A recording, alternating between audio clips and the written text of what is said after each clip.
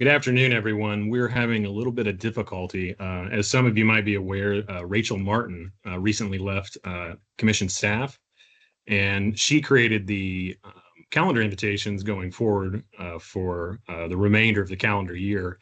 And once she left, then we can no longer control those calendar invitations. So we did ask people to delete those, and we sent out new ones. And it looks like there might have been some miscommunications here and there, but it looks like we are starting to onboard our committee members. Um, so I thank you for your patience. So we have Professor Lockmiller,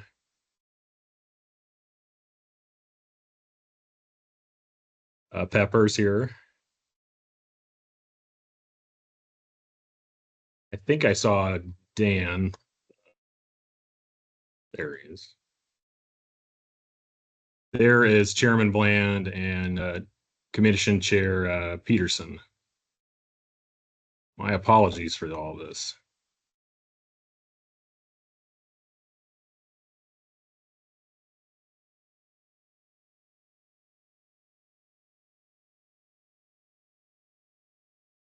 Chairman Bland, can you hear me?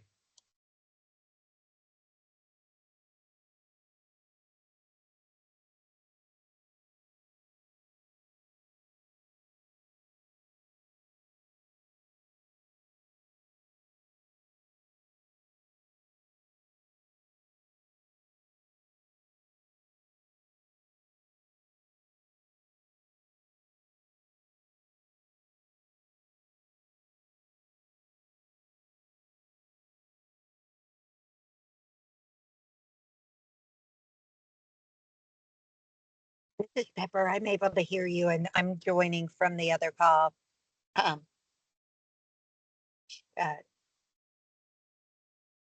Commissioner Bland was saying he was having some difficulties with this line before. There he is. Maybe he's remedied that.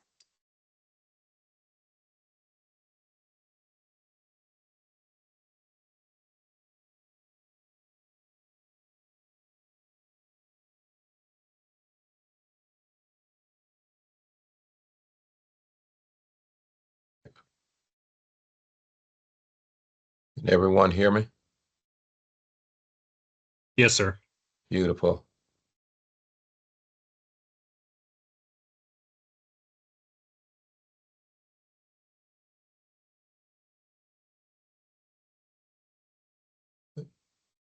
You all, first of all, I apologize for the technical glitch and consequently for our inability to start on time. Please forgive us. Dr. Butler, with your okay, we will call to order the meeting of the Academic Affairs and Quality Committee.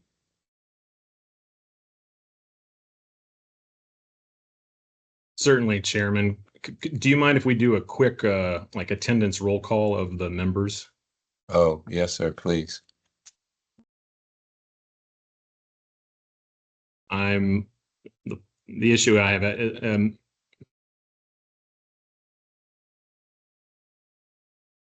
Think is can Mr. Garatoni hear us?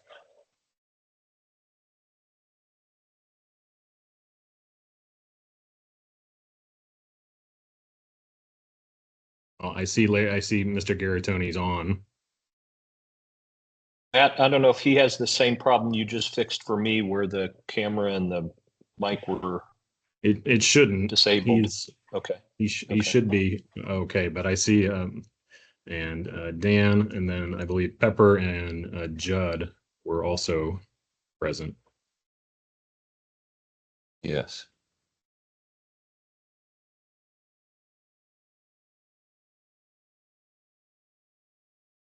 Confirmed. Okay. Thank you, Pepper.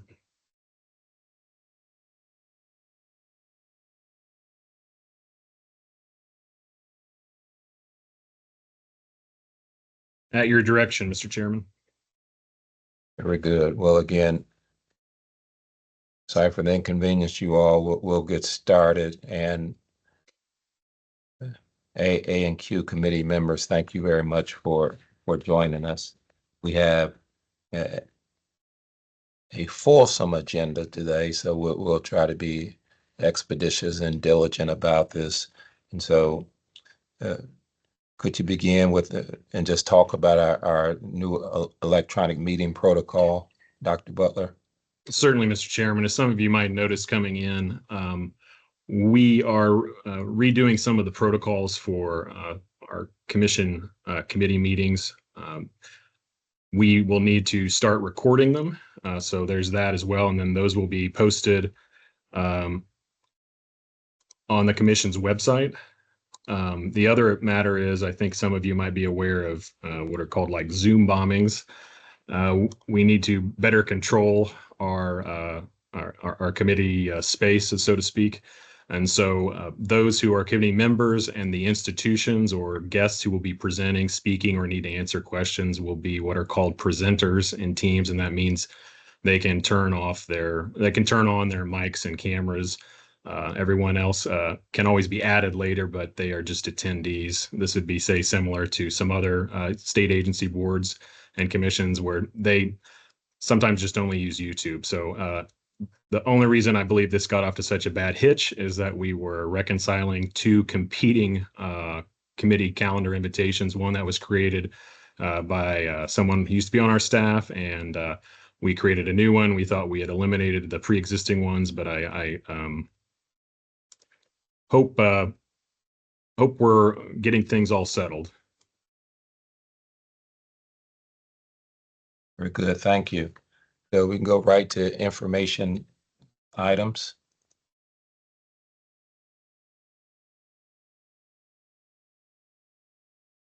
Certainly, sir. I was trying to make sure that Mr. Fisher has permission to be on.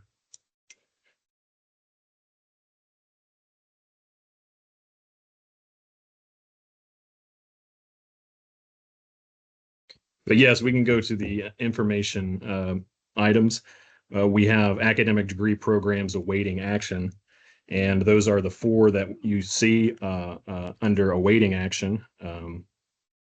There's a Bachelor of Arts in Sports Communication from the Indiana State University, a Bachelor of Arts in Cognitive Science from Purdue University West Lafayette, a Bachelor of Science in Business Intelligence and Data Science from Indiana University Bloomington, and a Bachelor of Science in Computer Engineering from Indiana University Bloomington.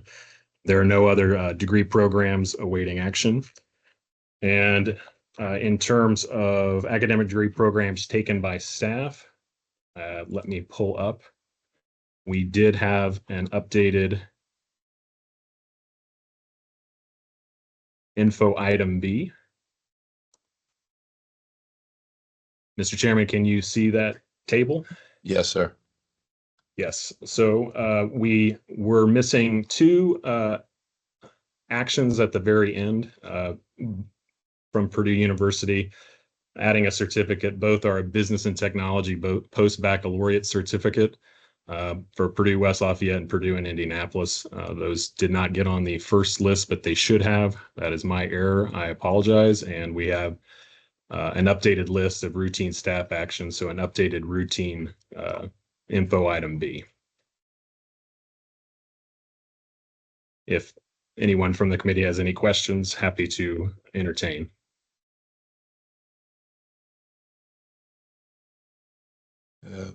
There being no questions from the committee, then we will go right into presentation on the programs that awaiting action.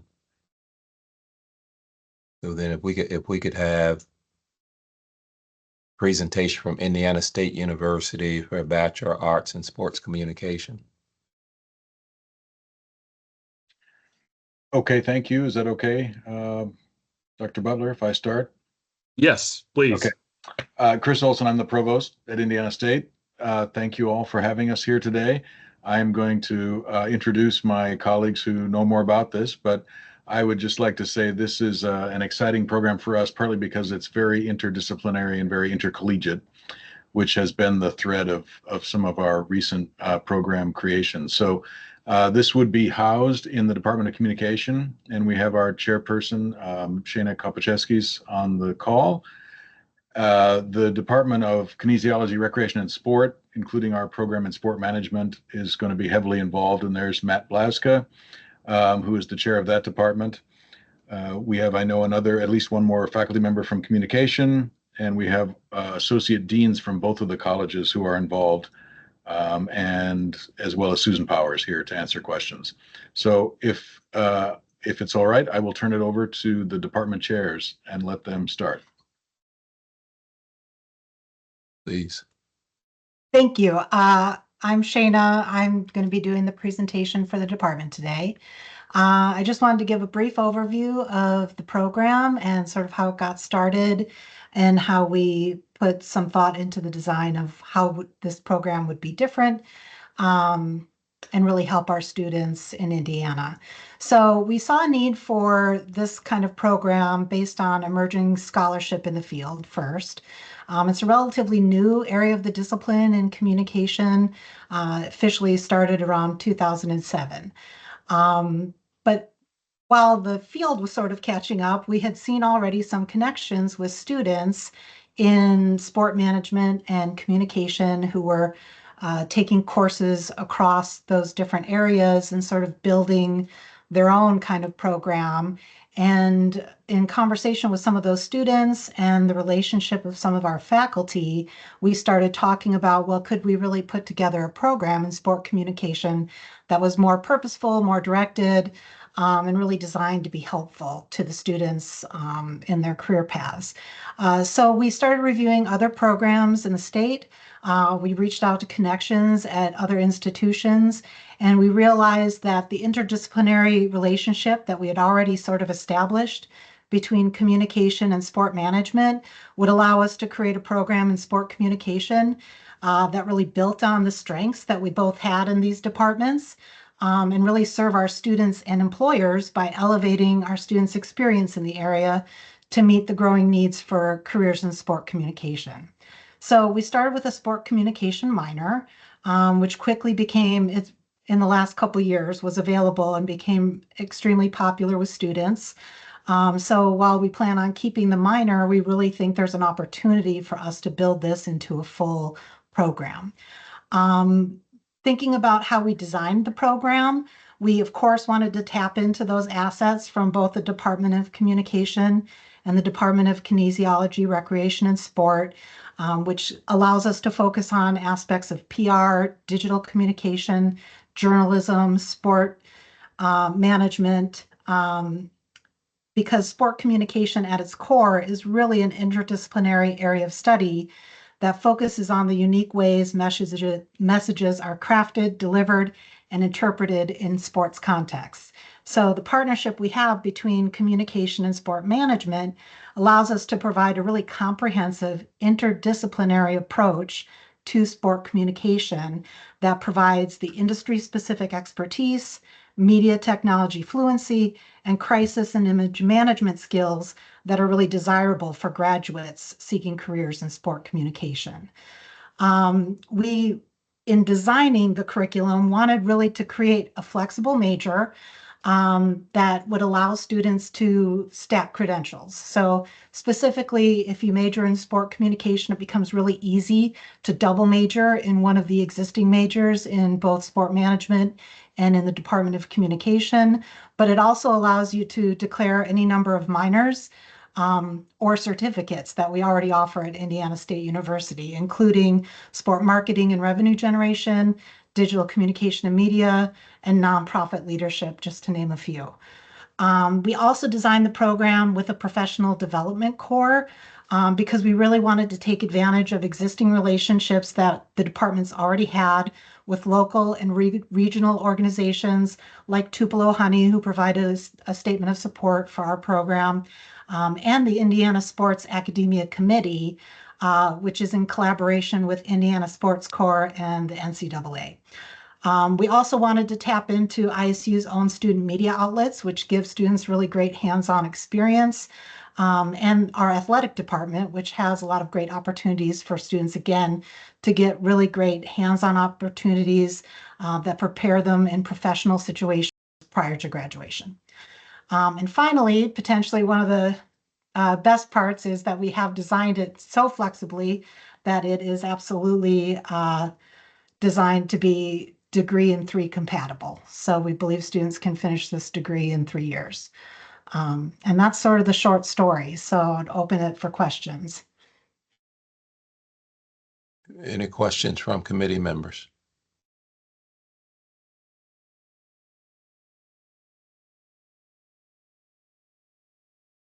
Yes, thank you for the presentation. Dr. Butler, recommendation from staff? Yes, Mr. Chairman. Yep. Thank you.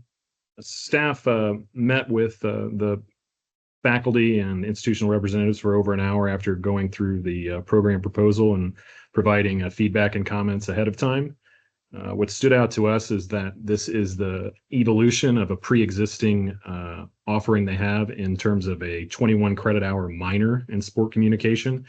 It launched in the fall of 2023, and it's become their most popular minor as we understood it for undergrads in the Department of Communication and the Department of Kinesiology, with 38 students having declared it. This also uses curricular synergies by tapping pre-existing courses in sport management, which is within the Department of Kinesiology, digital communications and media, journalism, and public relations. Therefore, no new coursework needs to be added, except there are at least 9 credit hours in a professional development core, which is scaffolded across the, as I understand, the upper division level of the program of study, which requires students to take relevant career exposure courses and get experience through practica and internships, such as with a ESPN or a collegiate athletics department or a professional sports team, or say a intercollegiate athletics conference. There are only 2 independent institutions that have a sport communication program in the state, and then there are only 2 state institutions whose main campuses have a concentration or major, not a dedicated sport communication. So this would be an additive standalone degree program for our state institutions. This is a growing area amongst 15 institutions in the region. Sports communication has grown 187% in terms of completions between 2019 and 2023. In terms of occupational outlook amongst agents and business managers of athletes. Do me a favor, I'm on a conference call. For some reason, my sound does not work. Could you send me I hear you, Larry. Zoom call invitation that I can respond to right now and see if it's my computer? Larry, you're working. Okay. Sure, why don't I do that? And I'm gonna. Oh, there went Larry. I think Larry doesn't appreciate that it is working. Maybe his speakers are muted. Anyway, amongst those considerations as well, the program also has enough flexibility that students can do this in a structured 3-year format if they want to accelerate their studies and or pair it with a 4+1 master's program. And there are several options that are applicable, such as an MA in communication at Indiana State or an MS in sports management. And then furthermore, they believe with their sports management department, there's just lots of cross synergies for students to get business and employer exposure. For these reasons, staff recommend the Bachelor of Arts in Sports Communication offered by Indiana State to be an expedited action item. So there's been a recommendation from the staff that this move forward as an expedited item at the commission's next meeting. Committee members, are you all in favor or support that moving forward on the agenda? Yes. Yep. Very good. Thank you all. So we will move that forward on the agenda as an expedited item. Thank you very much, Indiana State University, for the presentation. Ms. Shana, thank you. Thank you. Thank you, Mr. Olson. All right, next we'll have representatives from Purdue University, West Lafayette for the Bachelor of Arts in Cognitive Science. Good afternoon, committee members. My name is Kendra Leatherman, Director of Government Relations for Purdue University. Today, Purdue is pleased to present to the committee for your consideration the Bachelor of Arts in Cognitive Science at our main campus. I'm going to turn over the finer points to the head of our philosophy department, Chris Yeomans, and he'll be able to answer any questions that you may have. Great. Thank you all for your time. I'll try and get through this in an expedited fashion. Let me talk first a little bit about the rationale for the degree, and then how we see it serving students, how we see it serving Indiana, and how we see it serving Indiana businesses. So in terms of the rationale, we could see from the enrollments in these new cognitive science classes that we've been standing up, that there's a great deal of student interest in understanding cognition or intelligence. We also know that Indiana needs workers who understand cognition for the development of AI and for addressing mental health service needs. And we at Purdue Philosophy just happen to have one of the best cognitive science research groups in the world. So we thought we could put our shoulder to the wheel and leverage the strengths of that research group and related faculty and other departments to give students the understanding of cognition they need to meet Indiana's workforce and mental health needs. So let me talk first about how this is going to serve students. Intellectually, the first thing it's going to do is give them a general interdisciplinary understanding of the mechanisms underlying perception, learning, memory, decision-making, and language, all of the pieces that go into making up cognition or intelligence. And then more specifically, through requiring a focus area in a specific scientific discipline, it gives them the ability to adopt one approach to cognition in detail, either biology or computer science or economics or linguistics or psychology or statistics. And so it's giving them an interdisciplinary approach to cognition as such and some real depth in a discipline. In terms of serving their college path, we think two things are really important. First, the fact that this is a Bachelor of Arts degree, Okay, which I can hear it lowers... now. For some reason, I wasn't getting any voice before. So now I'm, I'm sorry, Larry, could you mute your phone, please? Thank you. Right. In terms of the college path, I think two things. First, this is a Bachelor of Arts degree, rather a Bachelor of Science degree, so there are lower barriers to entry, and it's easier to complete. So I think we're going to give a distinctive pathway towards these jobs that I'm going to talk about that'll be easier to complete and distinctive as opposed to, say, a BS in psychology. In terms of stackable credentials, the College of Liberal Arts at Purdue has a program called Degree Plus, which makes it much easier to double major across colleges at Purdue. And so we think our I cannot degrees... hear them. And I just checked I just had a is going to be a perfect second degree to stack on top of a first degree in, for example, linguistics or computer science. You can get a degree in computer science, and then also you want to go talk about, get into the development of AI, we can tell you what intelligence is from an interdisciplinary perspective. And then in terms of serving students after their college path into jobs, we think it's going to be great for graduates to go into mental health professions, into tech professions, and into life science. Okay, so let's talk about how this serves Indiana. There's a huge need for mental health professionals in Indiana. All 92 Indiana counties are federally designated mental health care workforce shortage areas.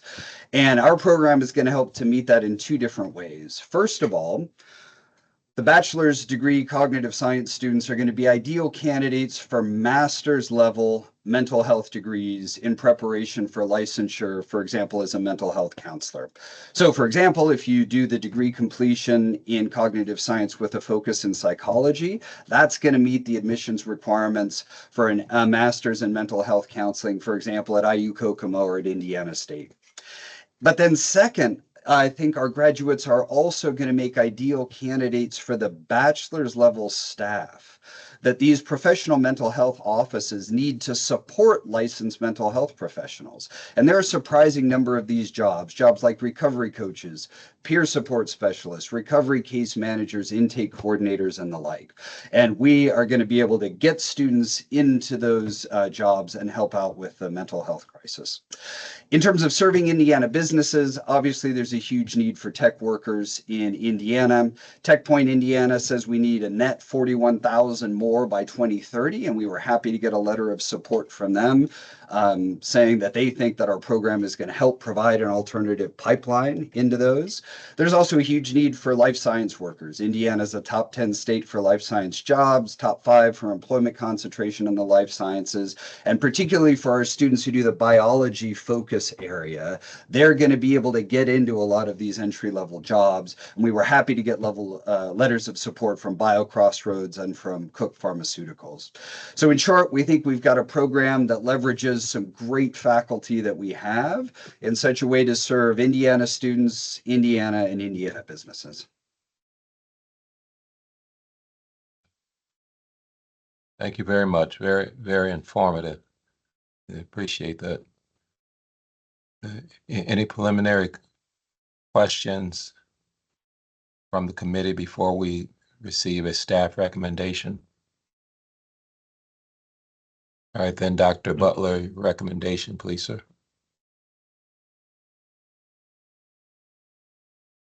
And you're muted, Dr. Butler. How about now? Good. Yes, sir. Apologies. Yes, as is protocol, after reviewing the application, commission staff sent comments and questions to the faculty and institutional representatives, and then had a 1-hour degree call where we discussed the proposal. The evolution of this comes from recent programmatic investments by the Department of Philosophy at Purdue West Lafayette into cognitive science, computational philosophy. They recently launched a Bachelor of Arts in Artificial Intelligence, and they also have already added a cognitive science concentration to their BA in philosophy. They think with the growing interdisciplinary partnerships they have across the university, it's time for a standalone degree, as the professor noted. The coursework does require a work-based or experiential learning requirement, a philosophy practicum of 3 credit hours that'll expose students either to workforce relevant experiences, or if, say, they're on a research track, experiential, experimental options. One of the things that's quite unique to this, and you will also see it with a program a little bit later, is focus areas that makes the program conducive to dual track or dual degrees, and it's harnessing what Purdue calls their degree plus, which waives the College of Liberal Arts core if someone follows this path. So, for example, with the focus areas of biology, computer science, economics, linguistics, psychology, or statistics, a student takes all of the core, but then takes a list of restricted electives in one of those areas, and they will have the degree. But for, say, a student who is a biology major, or, as the professor said, a psychology major, they've almost very likely have satisfied those restricted electives through their own degree, their psychology degree, or, say, their biology or computer science degree. So they think this curation of the philosophy with the focus areas will make this very conducive and complementary to a career path, say, in which someone wants to explore the ethical considerations of AI, or the psychological aspects of making software user interfaces more intuitive and useful. It can be structured, however, in a degree in 3 baccalaureate, say if someone just simply wants to study this. It also pairs well with relevant accelerated master programs, 4+1s, and also students can take advantage of credit for prior learning following Purdue West Lafayette's policies in that regard, such as joint service transcript crosswalks. Because of these considerations and these attributes of the program, staff recommend the Bachelor of Arts in Cognitive Science offered by Purdue West Lafayette be an expedited item for the next commission meeting. So thank you for the recommendation. Committee members, you okay with moving this forward and moving it forward as an expedited item? Yes. Good by me, Dennis. All right, thank you. Pepper?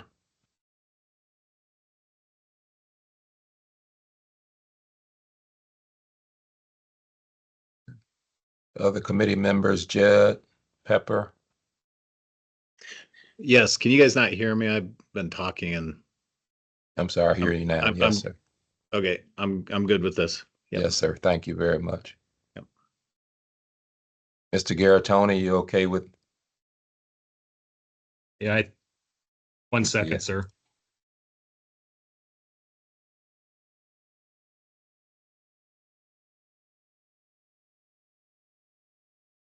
I believe he's. Go ahead, Mr. Garatoni.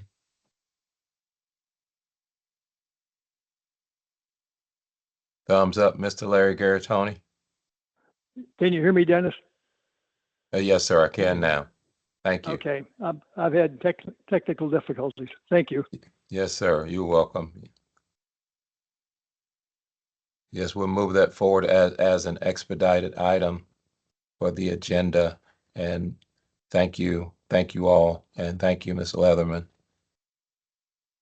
Hey, Dennis. Yes. Dennis, there's a hand up. I don't know if that's Larry's other line or.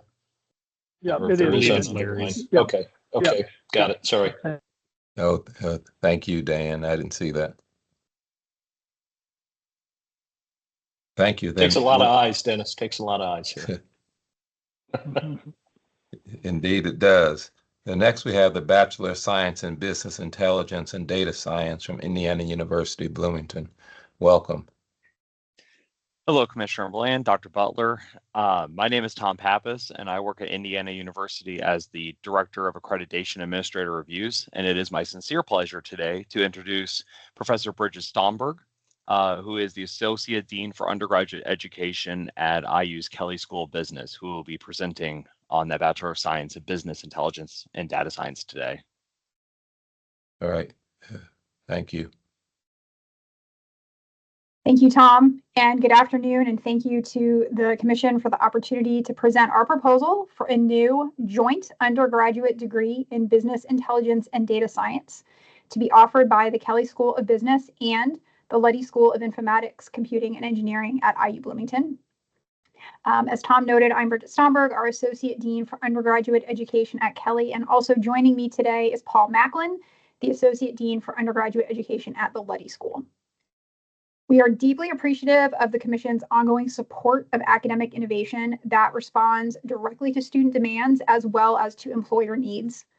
The proposed degree in Business Intelligence and Data Science, or BIDS as we refer to it, addresses a growing challenge that we see on our campus and in the workforce, which is how to intentionally and effectively combine business acumen with technical expertise in data science. Each year, we hear from students who want to bridge business and data science, but who find existing dual degree paths too cumbersome due to both heavy credit hour requirements and course sequencing. It makes it almost impossible to complete both degrees in 4 years. So students have come up with creative ways to try to mitigate these challenges. For example, many Luddy students will pursue minors at the Kelley School of Business and enroll in individual business courses to complement their technical studies. Similarly, Kelley students also pursue coursework at Luddy. And every year at Kelley, we have over 1,000 students who are pursuing what we call a business analytics co-major, which provides them with access to just a small set of courses that leverage quantitative advanced technology skills in business applications. At the same time, employers are telling us that they are looking for exactly these types of hybrid professionals, graduates who can not only analyze data, but also ask the right business questions and apply insights with strategic impact. So the demand is there both from students and from employers, but these workarounds and non-tailored programs that students are currently pursuing can't scale to meet the specific needs of the workforce. This proposed degree is designed to meet that demand, and demand is there both nationally and in the state of Indiana, and we're going to meet that demand head on. The degree brings together the strengths of a world-class business education with the depth and rigor of data science and applied mathematics. We designed the degree with faculty from both Kelley and Luddy from the ground up to balance technical know-how in computing and data science with deep business domain expertise so that students can identify business problems and needs to be solved, have the right computational tools to solve them, and possess the deep business expertise to interpret and act on their analyses. These are unique aspects of the degree, particularly compared to traditional business programs that simply add some amount of data science, or to traditional data science programs that add some choice of business electives for students. Students in this degree will take roughly equal coursework between Kelley and Luddy. In support of the degree proposal, one industry leader wrote, quote, "This is unlike anything we are currently seeing in other major academic institutions where we recruit. and another called it, quote, a timely and essential response to today's marketplace. We are confident this program will offer a distinctive, streamlined, and academically rigorous option for students who want to lead at the intersection of business strategy and technology, and we look forward to your questions and feedback. Thank you. Would you talk about comparable programs or programs that are comparable to what you are proposing? Yes, give me 1 minute to access our information on that. What we have seen in the marketplace is sort of what I alluded to in that opening presentation, that we see a lot of business schools try to incorporate some data science into their curriculum on a small scale, or opposite, we've got data science and computer engineering programs trying to offer some business courses. Many of the joint or dual degree programs that we see in the marketplace focus more specifically on computer programming, computer software skills. So they're a little bit more legacy programs that are focused more on the computer side of things rather than the data science side of things. And I would ask Paul if he's available to help articulate the specific strengths of incorporating data science with business as opposed to a more traditional computer engineering or computer programming focus. Well, thank you. Yeah, really, there's nothing comparable to this structure that we've seen more from traditional data science programs. Often you'll have data science maybe with a minor or concentration in business, but by and large, almost exclusively focused on the data science tools and artificial intelligence, with very little attention to actually understanding the domain and having the domain expertise to not just wait for someone to come to you with a problem to solve, do your magic of the data science and then give a solution for someone else to act upon, but to actually be integrated all the way through that pipeline, right? From the beginning of articulating the problem to solving and figuring out how to solve that problem with computer science and artificial intelligence techniques, and then being part of that implementation. So really, there's nothing fully comparable that we've seen on the data science side. Yeah, I will thank say, you. excuse me, sorry for interrupting. I will say that Purdue does offer a Bachelor of Science in something they call business analytics and information management. And again, that's one of those programs that is typical of what's been in the marketplace, which is housed entirely in the business school. So we really do think that a key distinguishing feature of this degree is the fact that it is going to be jointly supported by both the Kelley School and the Luddy School. Got it. Thank you all very, very much. Any questions or comments? Yes, just a quick question. I've witnessed students who have graduated from Kelley School and pursue what I would consider an accelerated master's degree from Luddy that sounds similar to this opportunity, only it's in less time and it's not a master's degree. Am I correct in kind of putting those two together? So I'll say one thing, and then I'll ask Paul to speak a little bit more to the differences between a one-year master's at Luddy and what we've incorporated into this degree. But you are correct in that one of the key distinguishing features is that students are going to be able to get both sets of skills and knowledge in that four-year degree. Not many Kelley students currently pursue master's degrees, and so we've not seen substantial uptick currently in a program like you're discussing. And Paul, if you could speak a little bit to the curricular differences between a Luddy master's and what's embedded in this degree, that'd be helpful.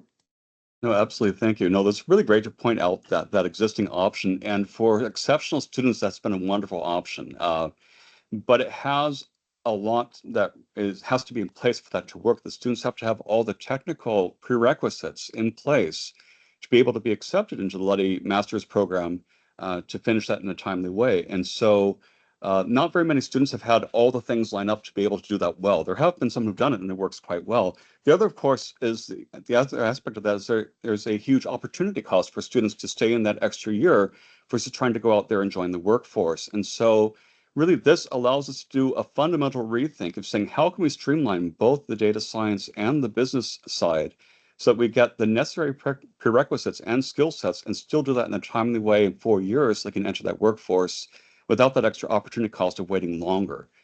which has been the current path right now with that 4+1, which has been very difficult for either students to have the technical prerequisites to take advantage of, or they just don't want to sacrifice that extra year to do it.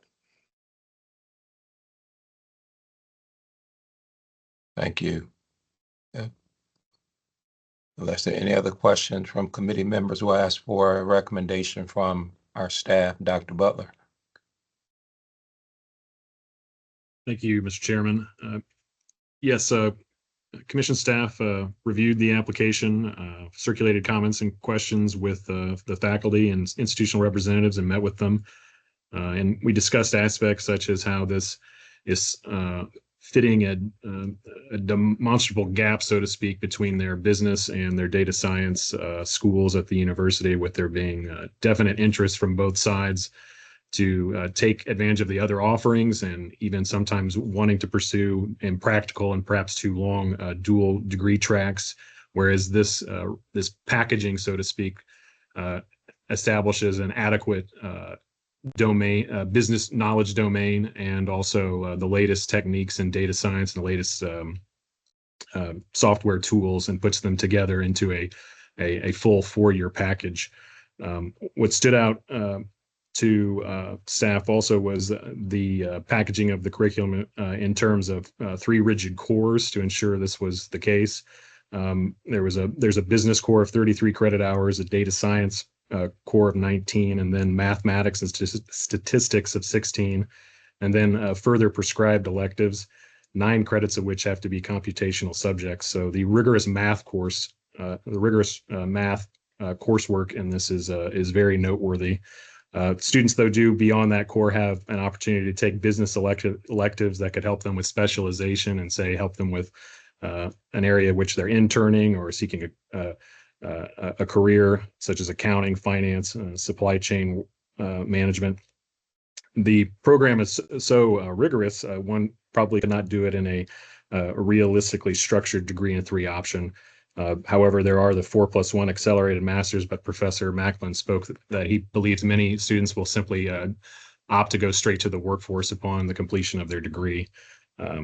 Given this unique packaging and its several noteworthy aspects, commission staff recommend the Bachelor of Science in Business Intelligence and Data Science to be offered by Indiana University Bloomington be an expedited action item at the July commission meeting. Thank you. Thank you very much, Dr. Butler, for the recommendation.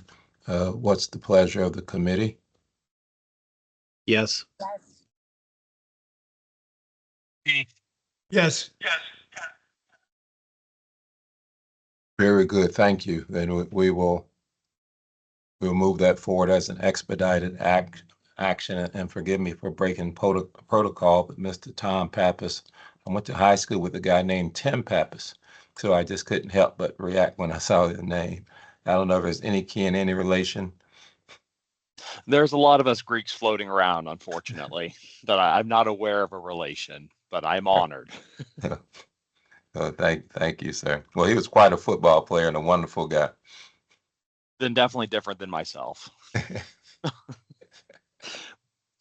Thank you all so very much. Thank you.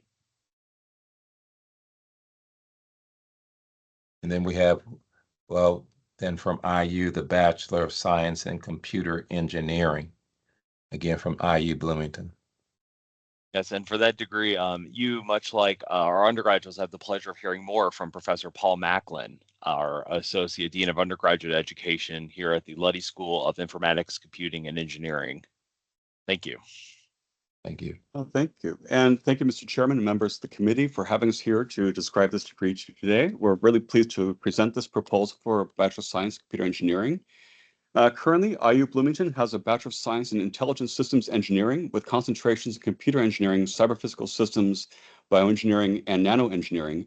And currently, ABET has been accredited, ISE, this degree in ISE has been accredited as a general engineering degree according to ABET since 2021. The current proposal is to take the most successful of these concentrations, that is computer engineering, and split it into a standalone degree that will be specifically ABET accredited in the computer engineering realm, which will be expanding, refining our current offering. This leverages IU Bloomington's key strengths in computer science, high performance computing, artificial intelligence, and emerging strengths in quantum computing. We were able to rapidly develop this proposal over the course of a year based on a solid preceding computer engineering concentration, prior general engineering ABET accreditation expertise, and clear ABET requirements specifically for computer engineering that helped us to refine these requirements. And in particular, a firm commitment from the faculty, the department chair, including Beth Paley, who's on the call here today, and the school leadership, who were very interested in refining our curriculum of this and other degrees in response to key student and employer demands and to meet the rapidly changing expectations of the workforce.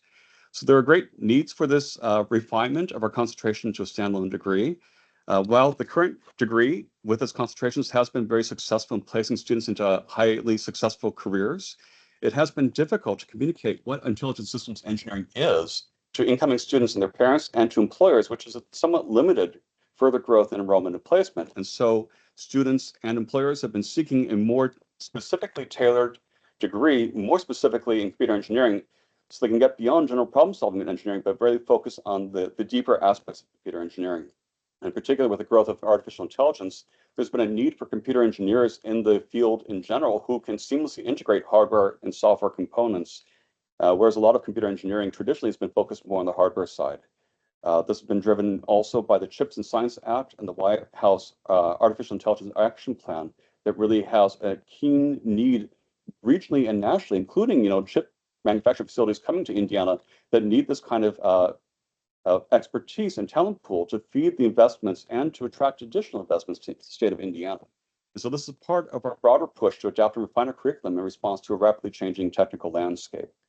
There are several unique strengths in the degree. We are combining our current computer engineering offerings, will be complementing other unique offerings in the state and regionally. We're leveraging our key IU strengths, including computer science, artificial intelligence, a nationally ranked high-performance computing system, distributed systems, edge computing, and architectures, including upcoming architectures like in quantum engineering. We have close proximity both to Argonne National Lab and Oak Ridge National Lab and close working relationships with them, which has been very helpful in placing our students and developing very strong and innovative practicums and internship expertise in advanced networking and emerging technologies like quantum computing. And we also are going to have a uniquely strong integration of robotics and automation that has already been part of our integration with cyber-physical systems in our department, which is I think, a unique aspect compared to other more traditional computer engineering programs. And artificial intelligence and machine learning have been integrated throughout our curriculum and not just tacked on. So it's really part of the fundamental design of our degree. We have a fundamental multidisciplinary focus that really shows itself in capstone. We have an overall structure of this degree includes a solid core of math and science, including calculus, physics, ordinary differential equations, probability statistics, the things you'd expect in computer engineering. Then augmented with a solid engineering core with problem solving, the design cycle, computer engineering and architecture, cyber-physical systems, computer architectures, signals and circuits, and integrated machine learning and artificial intelligence throughout the curriculum, all culminating in a wonderful capstone, year-long capstone for the course. Then beyond this, students will choose their own technical electives distributed among electrical engineering, design, and additional computing electives. The culmination of the program is a year-long hands-on capstone experience. This leverages the year-long capstone we already have in the ISC degree program and very experienced mentors for that program. And a unique aspect of the computer engineering capstone then is that it can leverage this multidisciplinary opportunity that rather than organizing capstones around disciplines in these silos, we can organize our capstones around topics and projects and have mixed teams of computer engineers and other engineers and computer scientists working together thematically on their capstones, which we think is a much better reflection of the actual practice in industry, rather than being siloed that we need these mixed teams to tackle multidisciplinary problems. Other experiential learning include internship opportunities, not a requirement because you can't always guarantee it, but all students have an opportunity to apply internships, and those can be used to apply as part of the capstone design. And we have a close working relationship with Crane, Cummins, and others, and of course the national labs and other major manufacturers. And to help drive a workforce responsiveness in our curriculum, we have an industrial advisory board who meet periodically with industry locally and regionally and nationally and get their feedback on how our graduates are doing and then feed that into the curricular refinements. So thank you very much for this opportunity to present this degree to you and for considering it. We think it leverages the great running start of our existing concentration in computer engineering to become a full-fledged degree that'll be ready for specific ABET accreditation. We'll accelerate the pace of training of the Indiana computer engineering workforce with a strong focus on current and emerging trends, particularly artificial intelligence, a strong blend of hardware and software expertise, and integrating AI and machine learning into the curriculum will create a workforce that can support and sustain growth in these really important key areas that are emerging and leave us all positioned for rapid implementation and impact in the state. Thank you very much. Thank you very much. Any comments, questions from AA&Q committee members?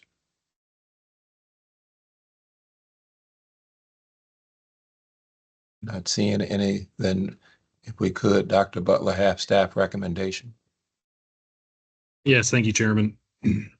Again, staff reviewed the application, then met with the faculty and institutional representatives to explore the various facets of the degree.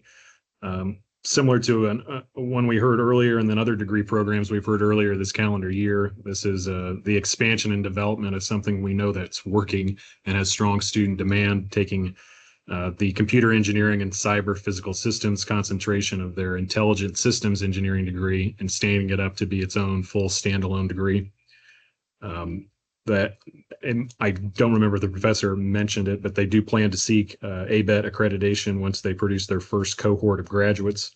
And as a distinction from pre-existing computer engineering programs, they plan to focus on Luddy's unique strengths when it comes to AI, next generation computing, robotics, and software, whereas some of the other pre-existent programs focus in other areas. Things that stood out to staff were a faculty advisory committee for each student in the degree program, and they'll help guide them as they make intentional selections of electives throughout their mainly third and fourth years of study. There are 27 credit hours in prescribed engineering electives, so helping a student make sense of all that will be important, and it will also provide multiple touch points for faculty mentorship. There are also in years 2 and 3 scaffolded professional development career courses. The first one being a professionalization in ethics and the other one being a career development.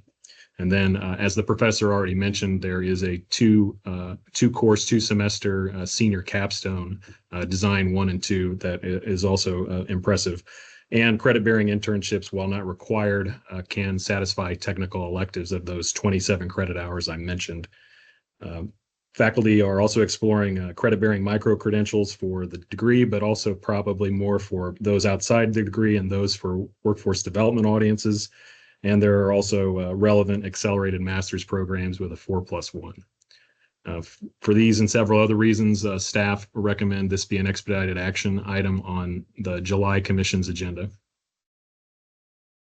Thank you, Dr. Butler. So there's a recommendation that the Bachelor of Science in Computer Engineering be placed on the agenda as an expedited item. What is the pleasure of the committee? Yes. We're good. Yep, makes sense to me. Wonderful. Thank you all for your input. Thank you very much. We'll move it forward as an expedited item. Thank you for the presentation. Thank you, higher education representatives, for the presentations.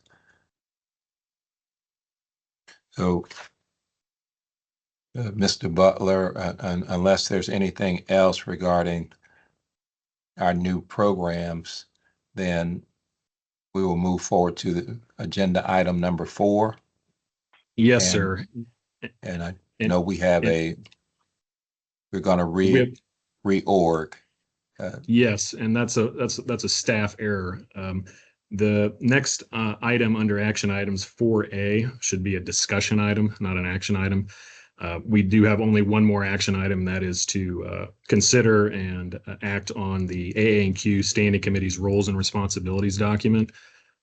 We previewed that document at earlier committee meetings. It's gone through several revisions.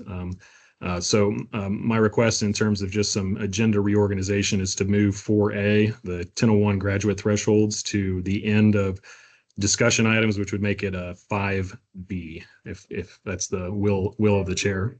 Oh, absolutely. Yes, sir. We'll move what is listed as item A under 4, we understand that that is not an action item, it's a discussion item.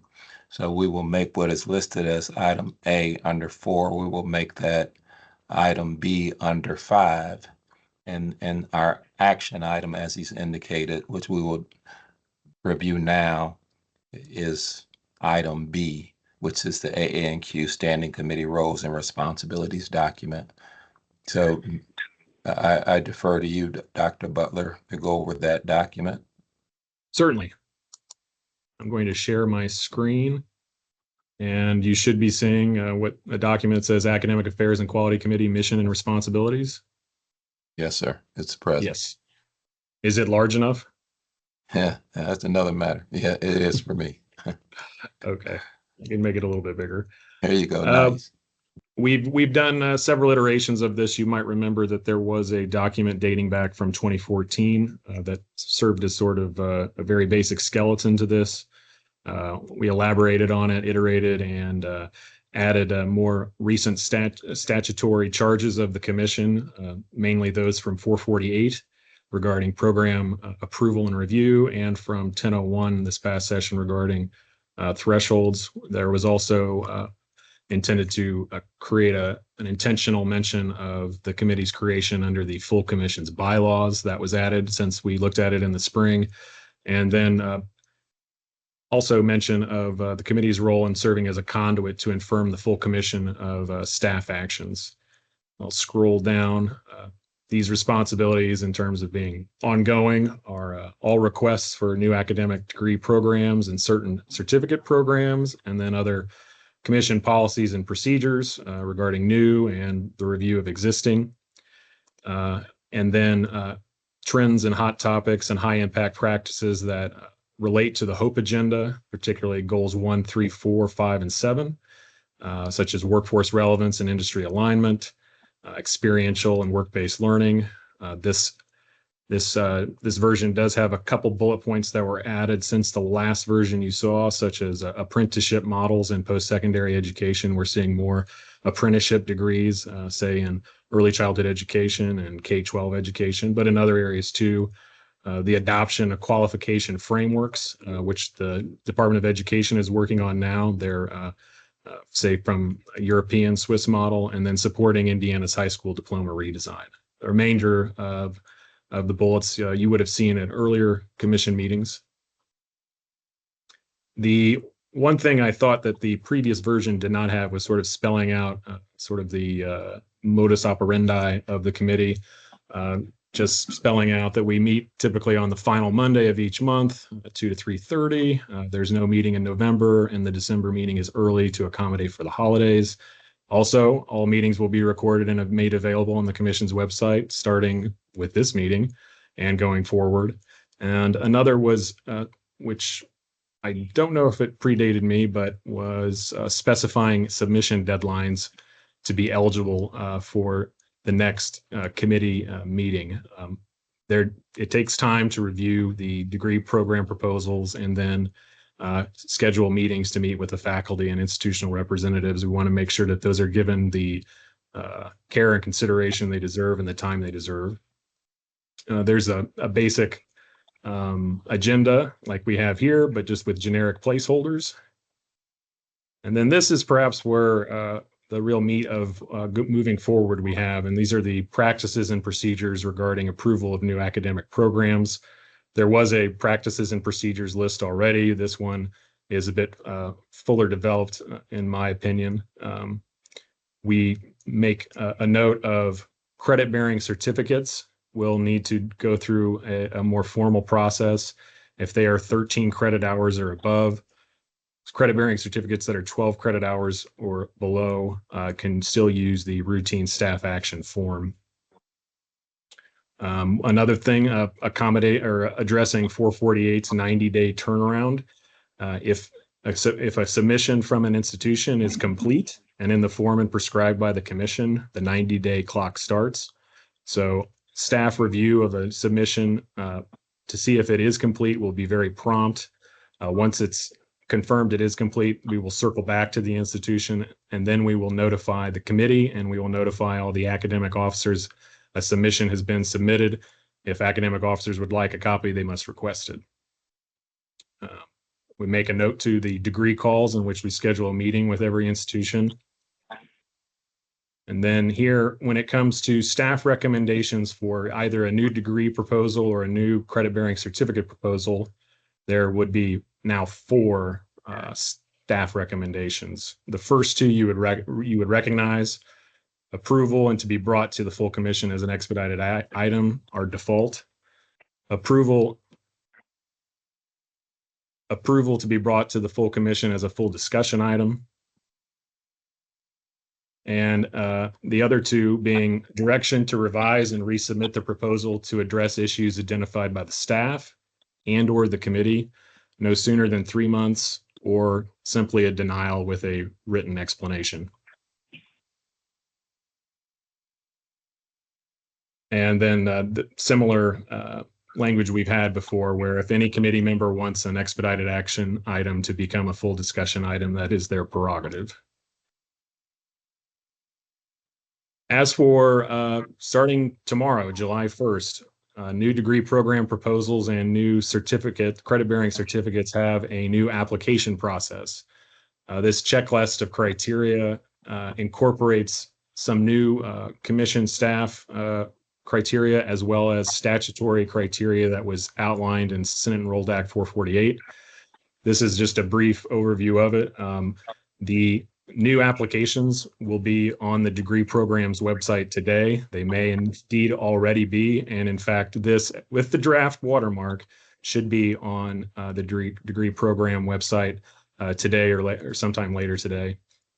But you'll note some of the broad categories are still the same.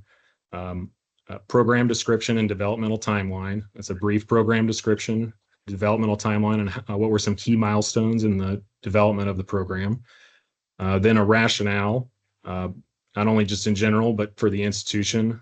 We ask them to specify it in relation to their mission as mission critical, mission aligned, or discretionary, how it aligns with their strategic plan, its service to the state, and then its service to the nation in terms of economic competitiveness, national security, or a national interest.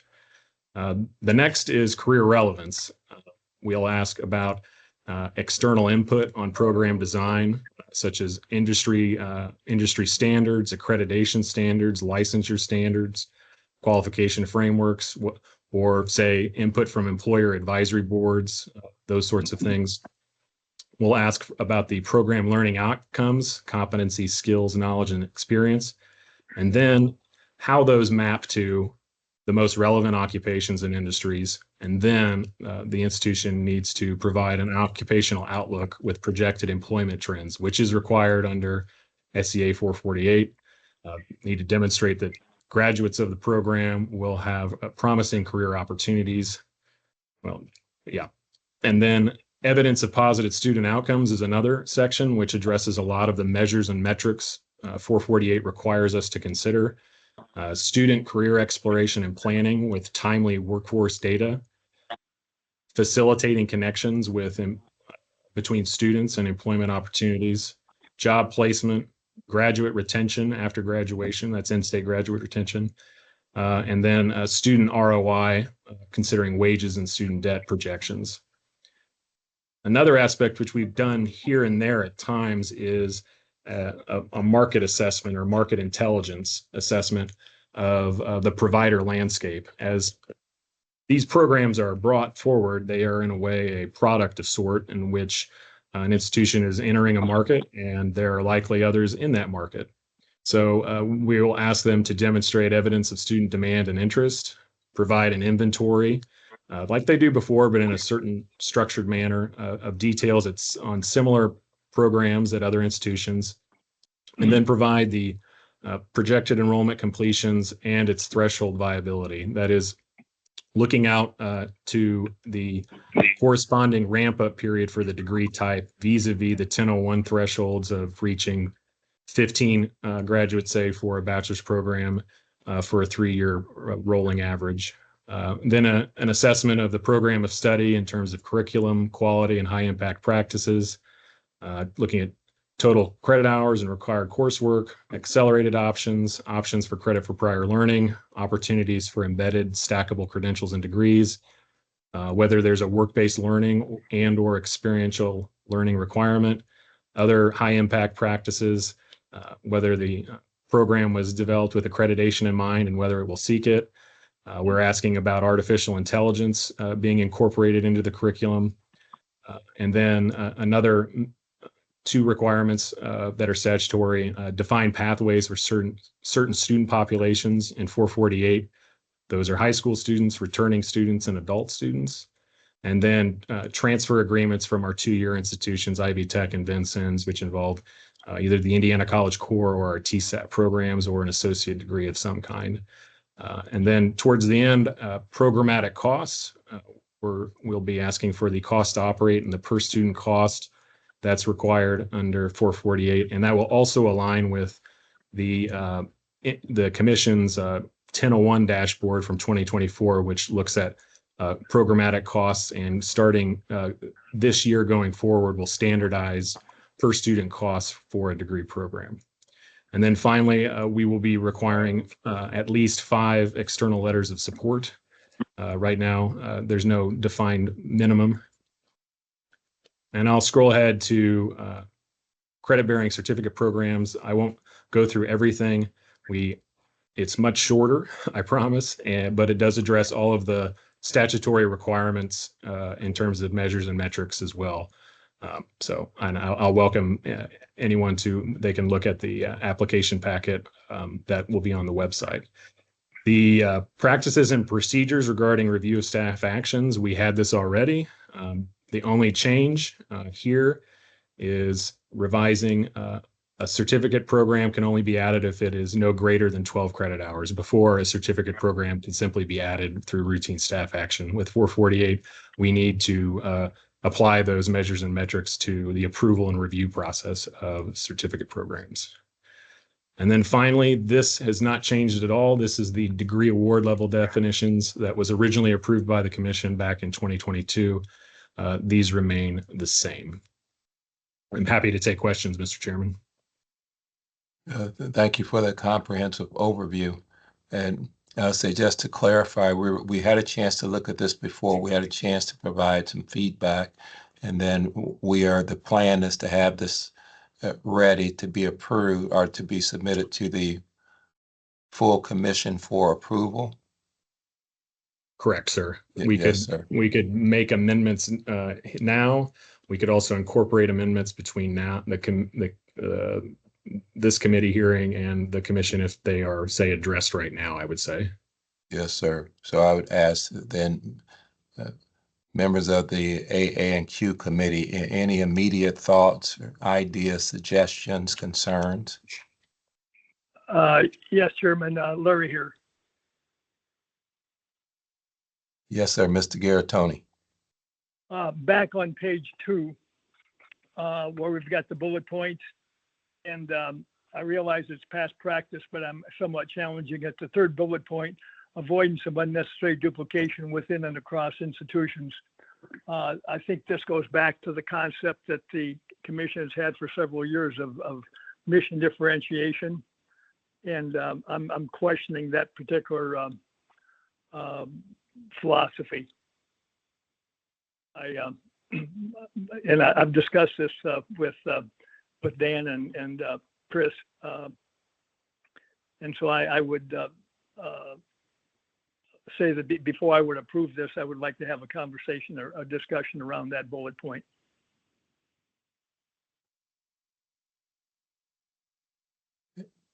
Yes, go ahead. Sorry, Mr. Chairman. No, please. Mr. Garatoni, since it's just a list of non-exclusive topics that the committee will consider when they're making discussions or inviting presentations, I don't see why it would have to stay. It could easily be removed. Okay, well, that would be great because quite honestly, with the emphasis on cost of going to higher education, I would think that any institution ought to offer any degree that there's enough demand for in its area. If we can keep kids living at home and going to a local school of some kind of higher education, then I think that would be the case. And whether it's duplication or not, we ought to allow them to do it. And I would ask, and thank you, Larry. Dennis? Yeah, I was going to ask any other feedback, comments from other committee members. Dennis, Yes, can you Dan. hear me? This is Dan.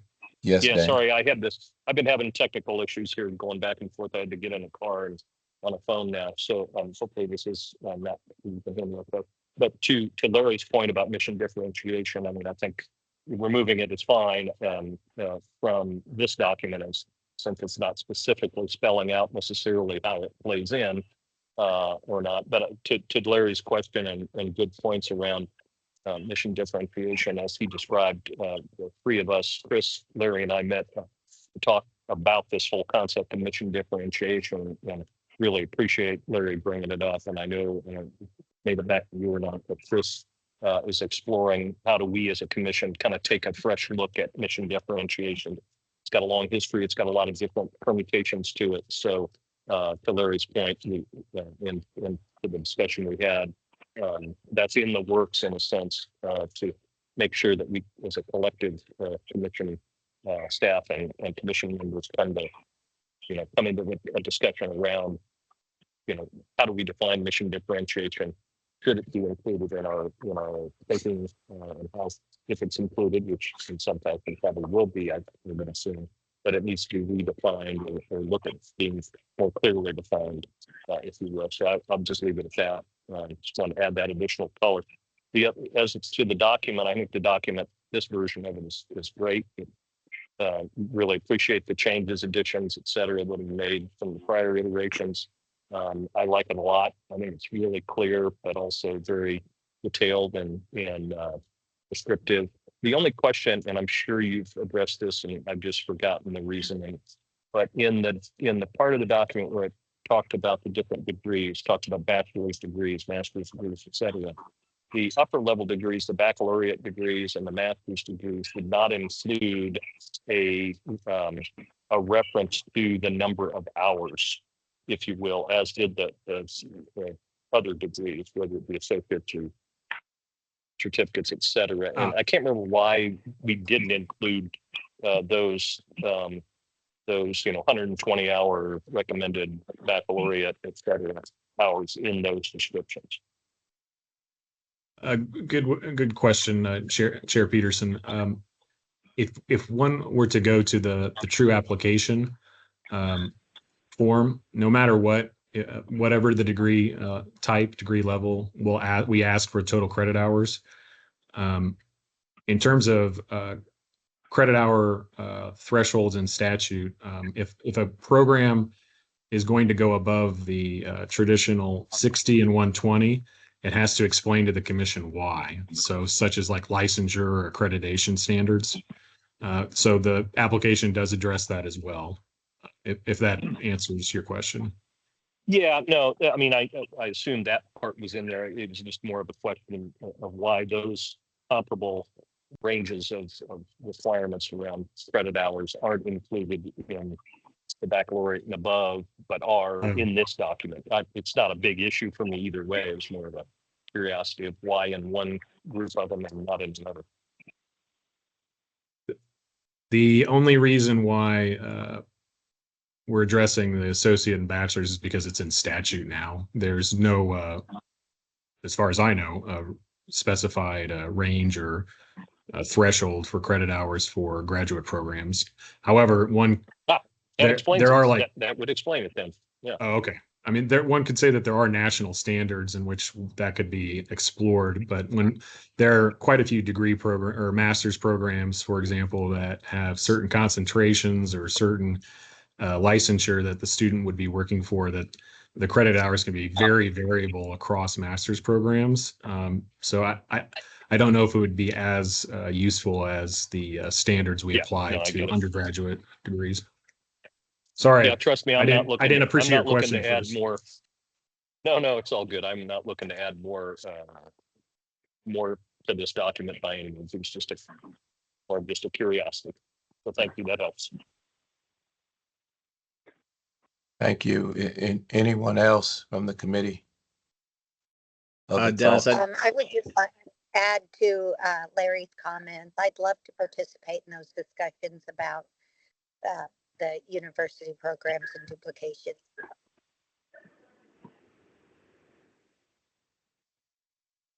And one more note, if Dan adds any more to this document, committee would move that he has to read it aloud to everyone before the meeting.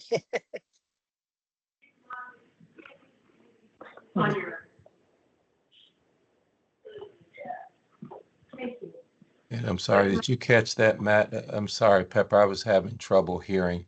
Hey, I'm sorry about the call, and I got another one at 3:30. Well, but you need to talk to someone, or at least give us a call. It was just my bad stab at humor, so I apologize. Oh, no.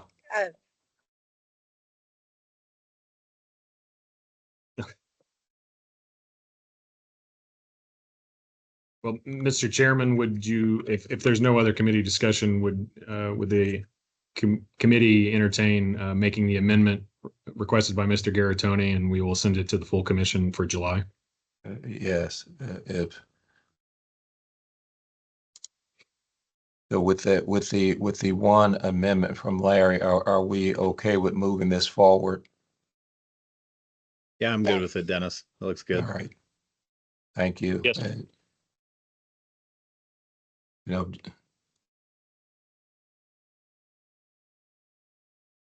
Judge, you're good. Dan, you're good moving it forward. Yes, sir. All right, thank you. Dr. Lockmiller. The record to reflect that I've abstained from this, Dennis, please. Yes, sir. Yes, sir. Let the record reflect. Thank you. Thank you. And thank you all, and I support us moving it forward.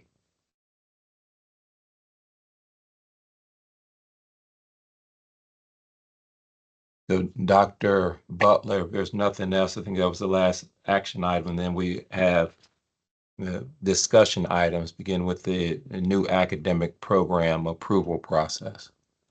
Certainly, sir. And I would say that I pretty well previewed those when I was going through the AA&Q roles and responsibilities. But to reiterate, the policies and procedures are in that document. The new application packet for degree programs, the new application for credit-bearing certificates over 13 or more credit hours should be on the website now, or they will be later this afternoon. Regarding credit hours and regarding certificates under 13 credit hours, institutions can continue to use the routine staff action form as they use for all other routine staff actions. We will be making revisions to that, but in terms of time constraints, we're going to use the current iteration for now.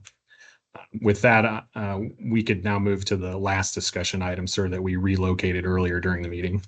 Yes, sir. Well, wonderful. House Enrollment Act 1001. Yes, please proceed. Yes, sir.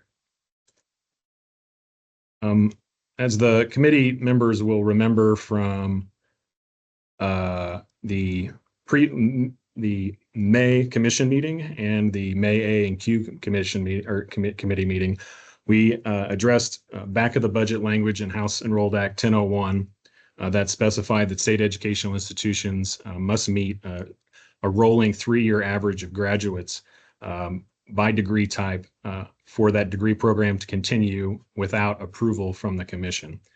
That being 15 students for a bachelor's degree, 10 for an associate, 7 for a master's, and 3 for doctoral. If an institution wants to continue that program, they need to request the commission for approval to continue.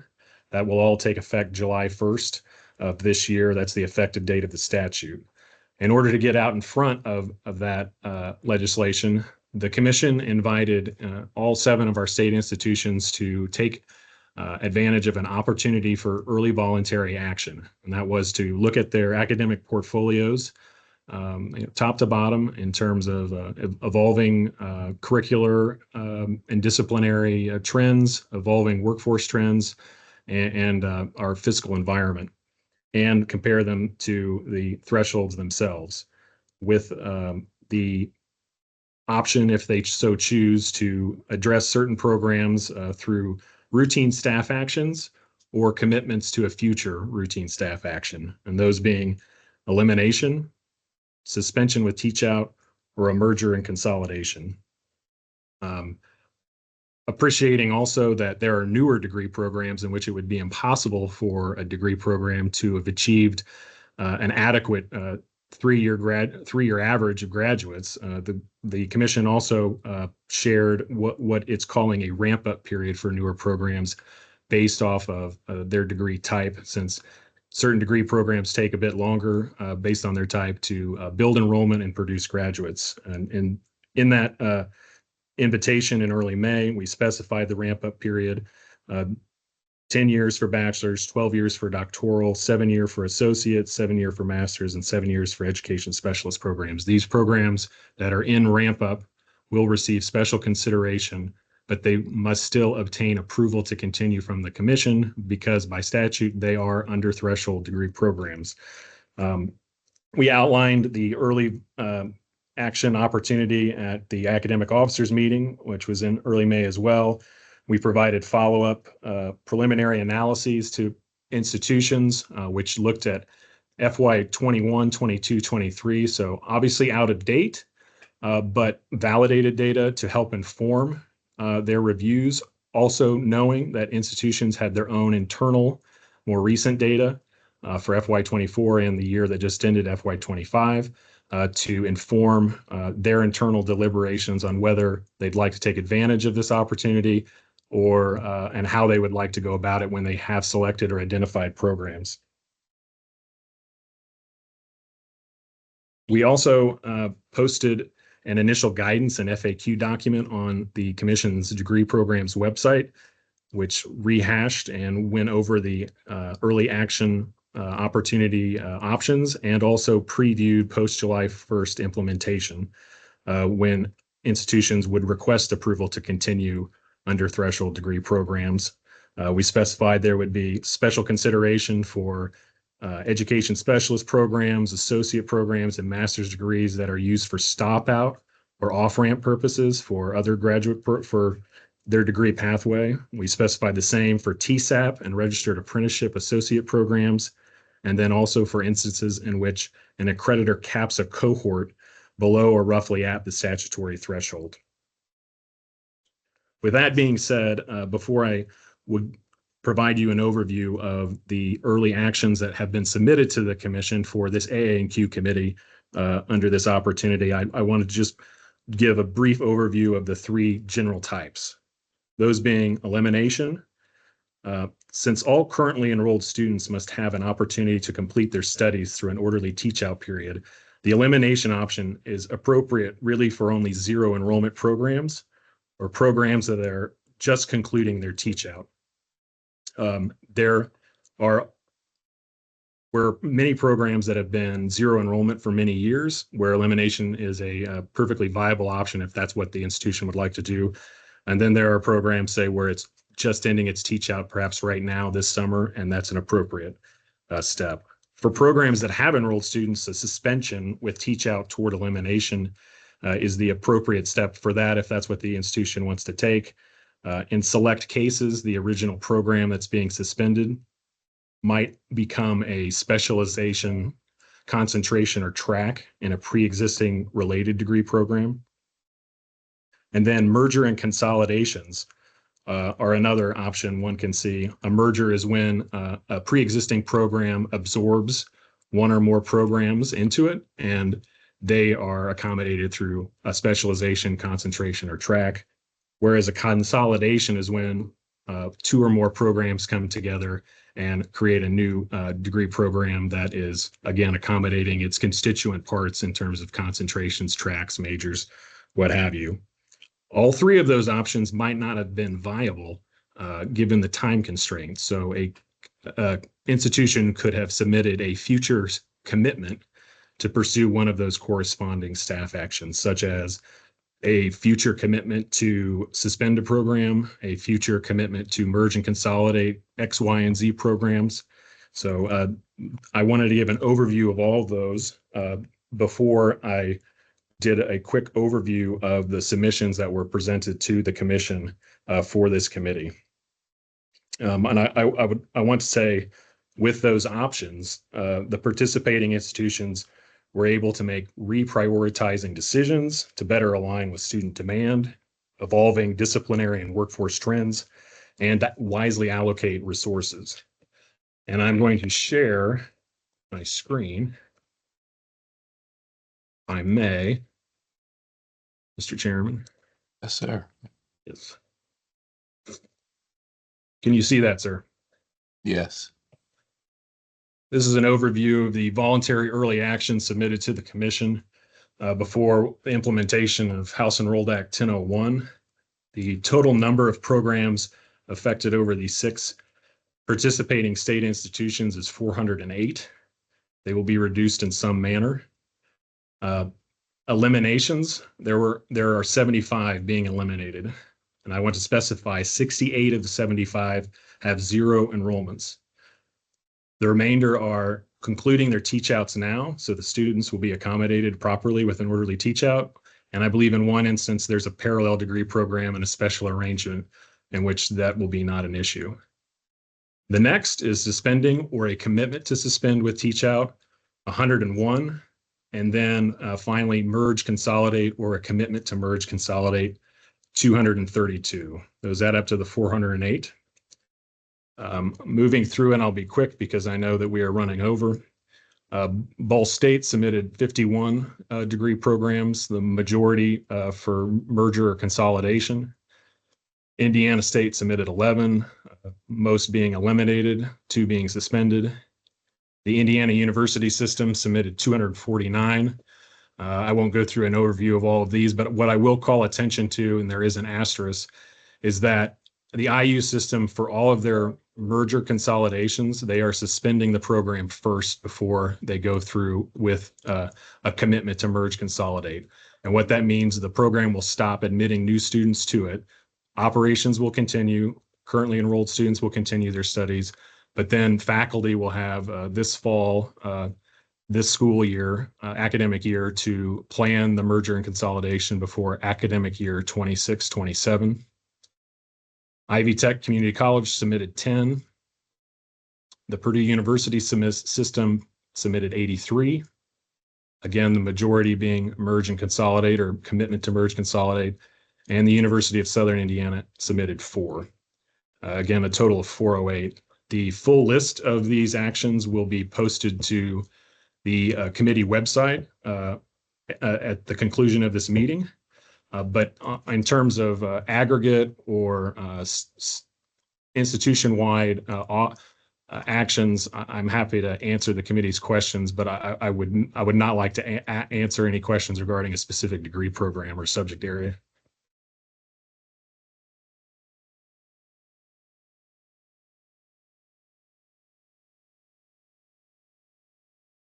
Yeah, I don't have any question to any committee members.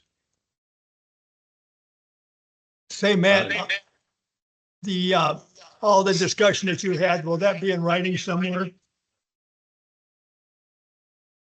You mean the notes I spoke from?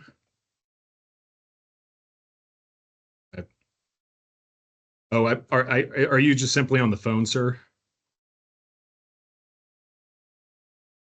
Well, there is a summary table that I was speaking from, and it will be posted to the website shortly, and I will ensure that all committee members have access to it. And that summary table will also be followed by a list of the 408 actions or future commitments as well. And Matt, the email went out already. I just saw it pop up. Okay. Thank you, Judd.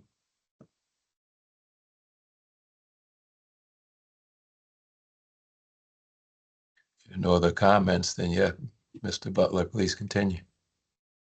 If I may, Chairman Bland, given one institution did not participate in this voluntary period, Mr. Tony Hahn has requested about 30 seconds of the committee's time. If that's all right with you, we could ask him to speak now. Sure. Thank you, Dr. Butler, Chairman Bland. Just wanted to state that it may appear that we were not, we didn't participate in this voluntary purge, if you will. But we've eliminated or suspended 18 degrees over the past 3 years, some as recently as May of this year. It's something given our size, we can keep an eye on that. It's something that we regularly do to right size that. So because we had just submitted those in May for the May meeting, we didn't really have any available for this list, but look forward to obviously reviewing the graduate number requirement when that becomes effective tomorrow. So just wanted to let you know we're fully on board as a partner here, but the timing didn't work out for us to do any at this time. Thank you, Mr. Hahn. I appreciate that. Thanks for the comment.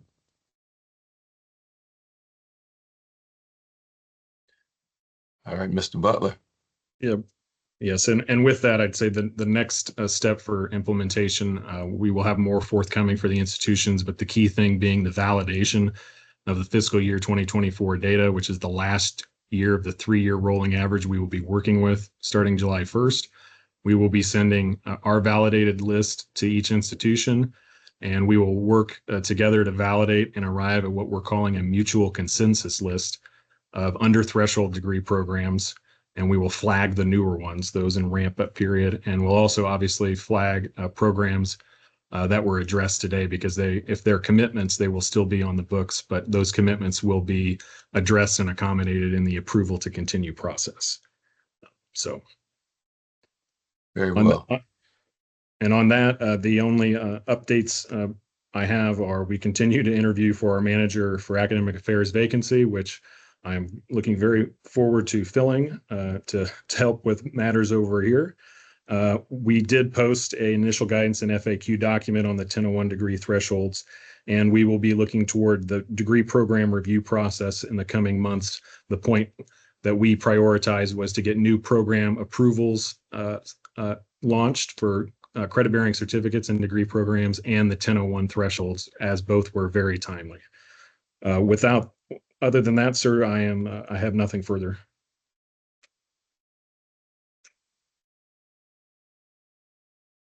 Well, thank you. And anything, we're through with all the updates. I think that completes our agenda then. Mr. Butler, anything else from you, Mr. Butler, or from any of the other committee members?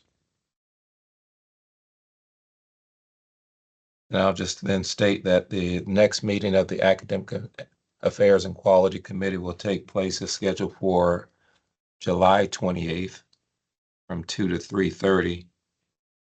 And again, new degree proposals must be submitted not later than July 14th for agenda consideration, and staff action requests must be submitted not later than July 21st for agenda consideration.